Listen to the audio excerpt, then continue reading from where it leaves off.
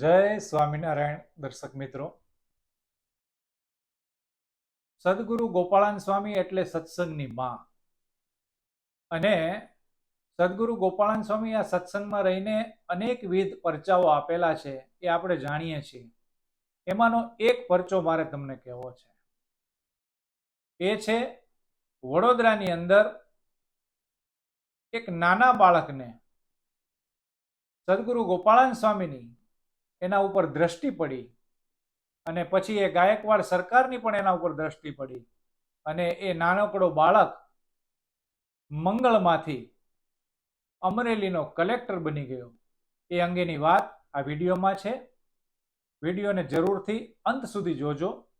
Video ગમે તો વિડીયોને લાઈક કરશો, હરિભક્તોની અંદર શેર કરશો, અને અમારી ચેનલ ઉપર આપ નવા હો તો અમારી ચેનલને સબસ્ક્રાઇબ કરવા વિનંતી. તો ચાલો હવે આ વિડીયોમાં આપણે આગળ વધીએ. સત્સંગમાં એક સરસ મજાનો બનાવ વડોદરા શહેરમાં બની જવા પામેલ.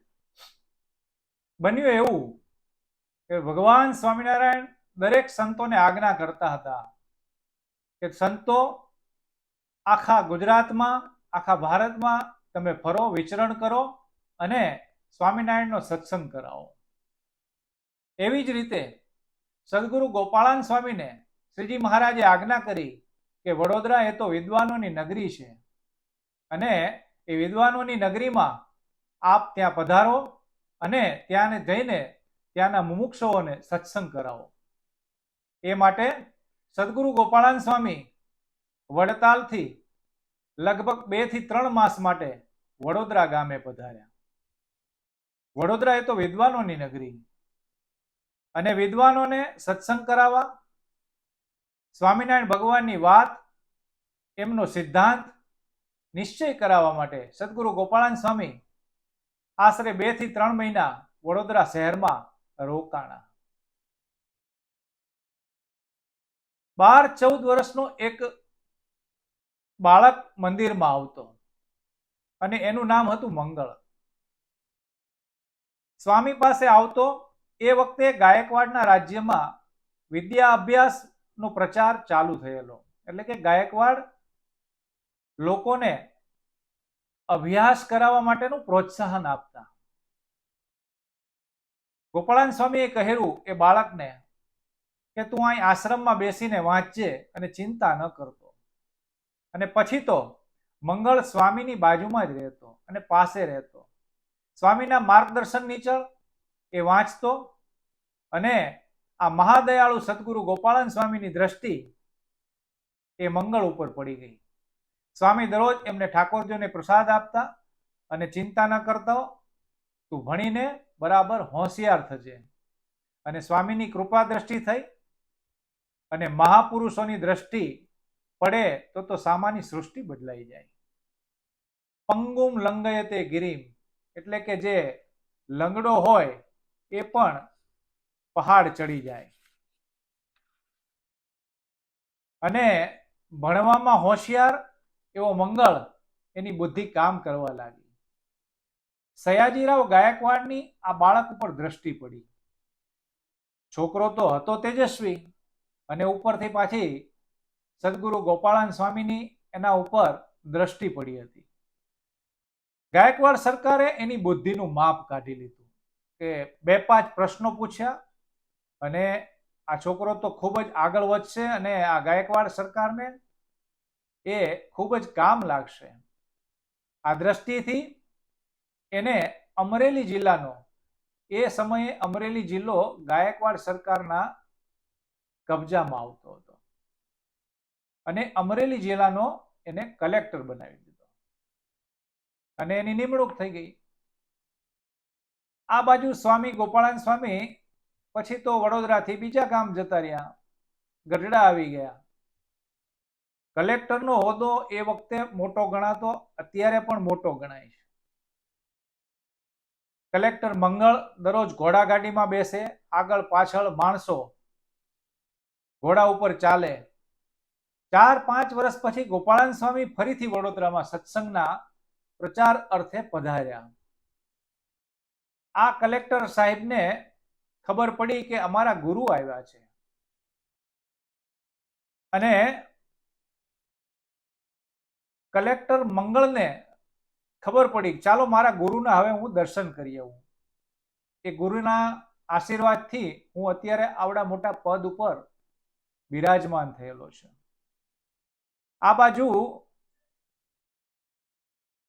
જ્યાં જ્યાં કલેક્ટર સાહેબ જાય ત્યાં સલામો ભરાય, સભા ભરાય, આદર અપાય અને કલેક્ટરના માણસોએ આવીને સદગુરુ ગોપાળાન સ્વામીનો મળવા માટેનો એક કાર્યક્રમ બનાવી દીધો અને કલેક્ટર મંગળ સદગુરુ ગોપાળાન સ્વામીના દર્શનાર્થે વડોદરા ગામ આવ્યા. ગુરુજીના દર્શન થઈ જાય એના માટે ગાયકવાડ સરકારે ઘોડાગાડીની વ્યવસ્થા પણ કરી આપી અને બીજા 2-4 અધિકારીઓ પણ એમની આગળ પાછળ મોકલી આપ્યા. 5-7 જણાના કાફલા સાથે કલેક્ટર શ્રી સદગુરુ ગોપાળાન સ્વામીના દર્શને વડોદરા પધાર્યા. સ્વામીની કૃપાથી તો આ પદ મળ્યું હતું. સ્વામીની કૃપાથી આ ગરીબ બાળકમાંથી આટલા ઊંચા હોદ્દે પહોંચી ગયેલા હતા. ગોપાળાન સ્વામી ઓસરીમાં થાંભલીના ટેકે બેઠેલા હતા અને સત્સંગ કરાવતા હતા. ત્યાં સાહેબ આવ્યા અને ગોપાળાન સ્વામીની દ્રષ્ટિ પડી. સ્વામીના હૈયામાંથી પ્રેમ ભરેલો, વાલ ભરેલો જૂનો શબ્દ નીકળ્યો. પહેલા જે શબ્દથી સ્વામી બોલાવતા એ જ શબ્દ નીકળ્યો, આવ મંગળ આવ. આવું સાંભળતાની સાથે મંગળનો પારો એકદમ ડાઉન થઈ ગયો. મારા ગુરુ ખરા પણ સ્વામીમાં વિવેક નથી. બોલો લ્યો. આ મારા હાથ નીચે ના 4 સાહેબો મારી સાથે આવ્યા છે અને આ બધાની ઉપર મારી છાપ કેવી પડે. બધાની વચમાં મને કહે છે કે આવ મંગળ. હવે હું કઈ સામાન્ય છોકરો નથી. ઉપલો વ્યવહાર કરીને સ્વામીને પગે લાગીને અને તરત ત્યાંથી નીકળી ગયો. પણ સ્વામી તો અંતર્યામી ખરા ને. એમને બધી ખબર પડી ગઈ કે આ મંગળને ગમ્યું નથી. મંગળને અભિમાન આવી ગયું છે. પણ સ્વામી તો પછી વડોદરાથી બીજા કોઈ શહેરમાં સત્સંગ અર્થે જતા રહ્યા. ગોપાળાન સ્વામી તો અંતર્યામી હતા અને મહાન યોગીરાજ હતા. બધું જાણી ગયા કે આ હોદાનો આટલો બધો કેફ હોય છે તે આજે ખબર પડી. એટલે વિદુર નીતિ કહે છે કે અધમમાં કેફ સતાનો હોય અને એ પછડાટ ન ખાય ત્યાં સુધી એ કેફ ઉતરે નહીં. સ્વામી તો કઈ બોલ્યા નહીં.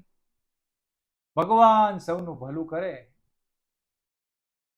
પણ જાણે કોણ જાણે શું થયું. અઠવાડિયા પછી સયાજીરાવ ગાયકવાડે એમને બોલાવ્યા અને કોઈક કારણોસર એમને પદભ્રષ્ટ કરી નાખ્યા અને કીધું કે જાઓ હવે તમે ઘર ભેગા થાઓ. મંગળનું અમંગળ થઈ ગયું અને ઘોડાગાડીઓ ગઈ, નોકરો ગયા, બધું ગયું અને પાછા હતા એમ પગે ચાલતા થઈ ગયા. રસ્તામાં પગપાળા જતા જોઈને માણસો બોલવા લાગ્યા કે ઓલો મંગળીયો જાય છે. જોજો કેવો મોટો ઘોડાગાડીમાં ફરતો હતો, હવે ટાંટિયા ઢસડતો જાય છે. આવું સાથી થયું. સત્તાનો કેફ ચડ્યો. ત્યારે સત્તા મળે તો સાણપણું ચૂકી ન જવાય, એ ખાસ યાદ રાખવાનું. આમ સદગુરુ ગોપાળાન સ્વામીની દ્રષ્ટિ થતા એક નાના બાળક મંગળમાંથી ઠેઠ ગાયકવાડ સરકારના ઊંચા હોદ્દા કલેક્ટર સુધી સ્વામી અને મહારાજે પહોંચાડી દીધો, પરંતુ એમને સત્તાનો કેફ ન ગયો. તો આવું પાછો એ સદગુરુ ગોપાળાન સ્વામીની દ્રષ્ટિ થતા આ બધું શક્ય બન્યું હતું. પણ સત્તાના કેફની વચ્ચે ભાન ભૂલેલા મંગળને પાછું અમંગળ થઈ ગયું.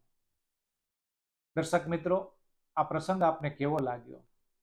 આ પ્રસંગ આપને ગમ્યો હોય તો વિડીયોને લાઈક કરશો, હરિભક્તોની અંદર શેર કરશો અને અમારી ચેનલ ઉપર આપ નવા હો તો અમારી ચેનલને સબસ્ક્રાઇબ કરવા વિનંતી.